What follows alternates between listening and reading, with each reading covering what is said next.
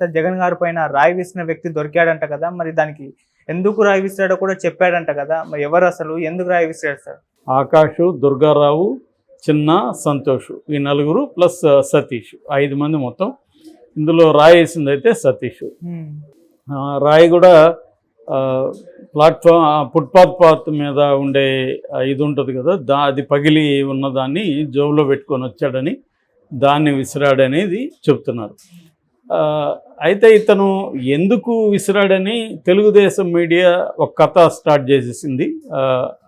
నిన్నటి వరకు విచిత్రం ఏంటంటే జగనే జయించుకున్నాడని ఇదే తెలుగుదేశం మీడియా కావచ్చు, ఇదే లోకేష్ కావచ్చు, వీళ్ళందరూ చెప్పారు. ఇప్పుడు అదే లోకేష్ ఇది క్వార్టర్ బాటిల్ అతనికి ఇస్తానన్నారు, మీటింగ్కి వస్తే ఇవ్వలేదు, 350 ఇవ్వలేదు, దానికోసం అంటే క్వార్టరు ప్లస్ 350 ఇవ్వలేదు కాబట్టి రాయేశాడు అని మరి వీళ్ళకి ఎవరు చెప్పారో తెలియదు, కానీ ఇది ఈ ప్రచారంలోకి మొదలు పెట్టేశారు.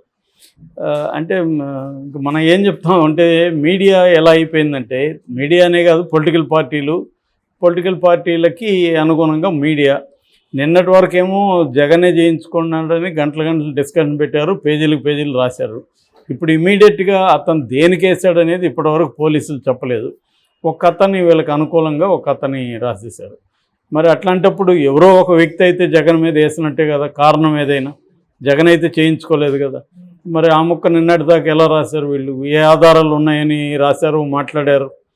సో ఇలా ఉంటుందన్నమాట. అంటే ఏ వార్తని కూడా నమ్మే పరిస్థితి లేదు. అదే ఇటు వైసీపీ విషయానికి వస్తే, వైసీపీ మరి ఏ ఆధారం ఉందని చంద్రబాబు వేయించాడని చెప్తున్నారు.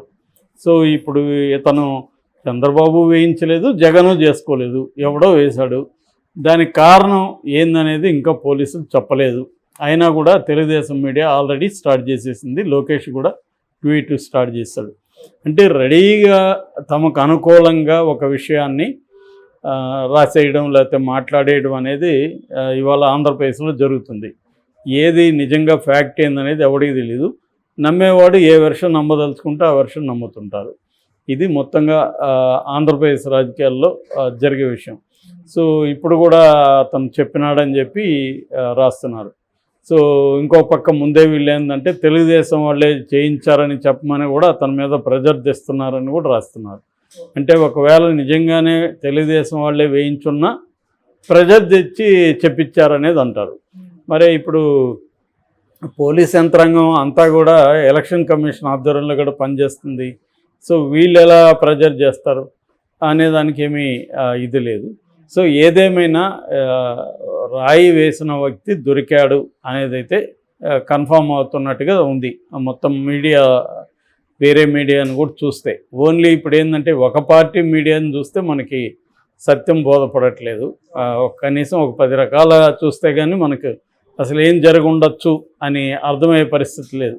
ఎందుకంటే ఎవడి వర్షం వాడు రాసుకుంటున్నాడు తప్ప అక్కడ నిజంగా ఏం జరిగిందనేది తెలిసే అవకాశం లేదు. నాకు తెలిసి ఇది ఎప్పటికి కూడా తెలియదు. రేపొద్దున్న నిజంగానే తెలుగుదేశం వాళ్ళు వేయించున్నా తెలుగుదేశం వాళ్ళు ఏం చెప్తారంటే పోలీసులు చెప్పించారు అంటారు. ఒకవేళ నిజంగానే వాడు క్వార్టర్ దాగిచ్చేస్తున్నా అది తెలుగుదేశం వాళ్ళ కట్టుకథ అని వీళ్ళు చెప్తారు. కాబట్టి నాకు తెలిసి ఇది నిజం ఎప్పటికీ బయటికి రాకపోవచ్చు. రాజకీయంగా ఎవరి వర్షన్ వాళ్ళు వాడుకోవడానికి 2 పార్టీలు కూడా ఎన్నికల్లో దీన్ని తమకు అనుకూలంగా వాడుకోవడానికి మలుచుకుంటారు. కాకపోతే ఈ మొత్తం ఎపిసోడ్లో మనకి అర్థం కావాల్సింది ఏంటంటే, ఒక ముఖ్యమంత్రి స్థాయి అతన్ని కొట్టడం ఎంత ఈజీనా, అదే కొట్టే బదులు ఇంకేదైనా గన్తో కూడా ఫైర్ చేయొచ్చు కదా, చంపడం కూడా ఈజీనే కదా. మరి ఇంత వీక్గా ఉందా? మరి అతనికి ఏమో జెడ్ సెక్యూరిటీ ఉంది. అంటే జెడ్ సెక్యూరిటీ ఉన్న వ్యక్తిని ఎవడో అనామకుడు, వాడేమీ ట్రైన్డ్ గ్యాంగ్స్టర్ కాదు, వాడేమీ ఒక టెర్రరిస్ట్ గ్రూపు, నక్సలైట్ గ్రూప్లో ఉన్న వ్యక్తి కాదు, ఎవడో ఒక ఆకురౌడి వాడు. సరే వీళ్ళదే నిజం అనుకుందాం. ఒక క్వార్టర్ రాలేదనే కోపంతో వాడు రాయి విసిరితే అది కన్ను పోయిండొచ్చు, లేకపోతే ఏదైనా జరిగి ఉండొచ్చు కదా. సో అంత వీక్గా ఉంటుందా జెడ్ సెక్యూరిటీ అనేది ఇప్పుడు మేజర్ క్వశ్చన్ ఇక్కడ. సో దీని మీద దృష్టి పెట్టడం ఇంపార్టెంట్. అది తెలుగుదేశం వాళ్ళు చేయించారా, జనసేన వైసీపీ వాళ్ళు చేయించారా పక్కన పెడితే, సెక్యూరిటీ ఇంత వీక్గా ఉంటుందా? మరి ఇంకా జెడ్ సెక్యూరిటీ ఎందుకు? లేదా సెక్యూరిటీ వాళ్ళు చెప్పినా కూడా జగన్ ఫాలో కావట్లేదా, ఇది చాలా ఇంపార్టెంట్. ఎందుకంటే రాజకీయ నాయకులు ఎలక్షన్ టైంలో జనంలో లేకపోతేమో జనం క్యారీ చేయరు వీళ్ళని. ఎందుకంటే 5 ఏళ్ళు వీళ్ళు జనంలోకి వెళ్ళరు, ఎలక్షన్ టైంలోనే వెళ్ళాలి. ఎలక్షన్ టైంలో వెళ్ళకపోతేమో ప్రాబ్లం, వెళ్తేమో సెక్యూరిటీ ఇష్యూస్. సో మరి దీన్ని ఎలా పరిష్కరించాలి? సెక్యూరిటీ వెరీ ఇంపార్టెంట్ కదా. ఇప్పుడు రేపు అతనికి ఏదైనా జరిగి ఉండొచ్చు, ఇదే పని రేపు పవన్ కళ్యాణ్కి జరగచ్చు, చంద్రబాబుకి జరగచ్చు, ఎవరికైనా జరగచ్చు కదా. అక్కడ కూడా వీళ్ళు చెప్పిన వాళ్ళు అందరికీ డబ్బులు లేరు కదా. ఎవరైనా కూడా డబ్బులు, క్వార్టర్లు, బిర్యానీల కోసం మ్యాక్సిమం వస్తారని మన అందరికీ తెలుసు. మరి అట్లాంటప్పుడు ఎవడో నాకు బిర్యానీ లేదు, నాకు డబ్బులు లేదని ఒక రాయి ఇసిరితే ఇంకా అంత ఈజీగా ఉందా వీళ్ళ పరిస్థితి? అంటే ఎవడు దారిని పోయాడు కూడా చంపేయచ్చా ఒక సీఎం స్థాయి వాళ్ళని? దానికేం పెద్ద ప్లానింగు, పెద్ద వ్యవహారం ఏం అవసరం లేదా అన్న ఇది క్వశ్చన్ వస్తుందన్నమాట. సో ఇది వెరీ ఇంపార్టెంట్. ఆ ప్రశ్న ఇంపార్టెంట్ దీనికంటే కూడా. అంటే అతను ఎందుకు రాయి విసిరాడు అనే దానికంటే కూడా అది ఇంపార్టెంట్. సో నేను చెప్పినట్టుగా అతను ఎందుకు రాయి విసిరాడు అనేది మనకి ఎప్పటికి కూడా రిలయబుల్ ఇన్ఫర్మేషన్ అయితే రాదు. పోలీసులు చెప్పినా దాన్ని నమ్మకుండా ఉండేదానికి యువతల వర్గం రెడీగా ఉంటుంది.